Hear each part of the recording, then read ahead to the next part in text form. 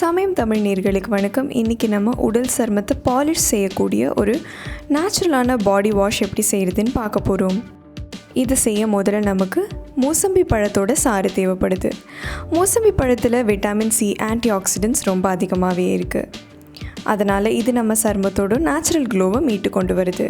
அடுத்து நம்ம இது கூட கஸ்தூரி மஞ்சள் சேர்க்க போகிறோம். கஸ்தூரி மஞ்சள் நம்ம சருமத்தில் இருக்கிற டேனை ரிவர்ஸ் பண்ணுது. அது மட்டும் இல்லை, சன்பர்ன்ஸ்னால் வந்த டேமேஜையும் இது கொஞ்சம் கொஞ்சமாக சரி செய்யுது. இங்கே நம்ம கஸ்தூரி மஞ்சள் 1லேருந்து அரை டீஸ்பூன் வரைக்கும் தான் எடுப்போம்.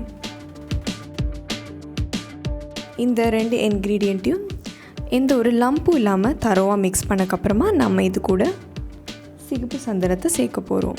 சிகப்பு சந்தனம் உடலில் இருக்கிற விடாப்பிடியான தழும்புகளை, கரும்புள்ளிகளை நீக்குது.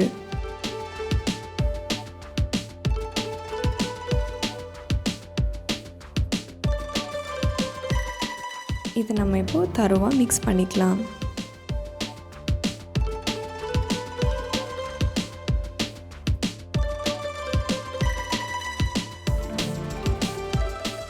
அடுத்தபடியாக நம்ம இது கூட துளசி செடியை காய வச்சு பொடித்த பொடியை உபயோகிக்க போகிறோம்.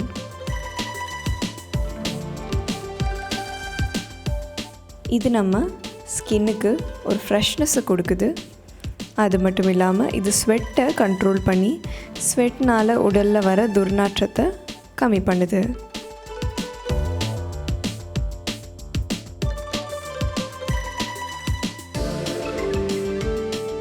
அடுத்து நம்ம இது கூட முல்தானி மிட்டி சேர்க்க போகிறோம்.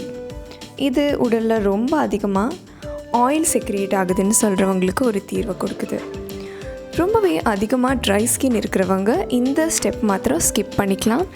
அப்படி இல்லை, ரொம்ப அதிகமாக ஸ்கின்னில் பிசுபிசுப்பு தன்மை இருக்குது அப்படிங்கிறவங்க கண்டிப்பாக முல்தானி மிட்டியை சேர்த்துக்கணும்.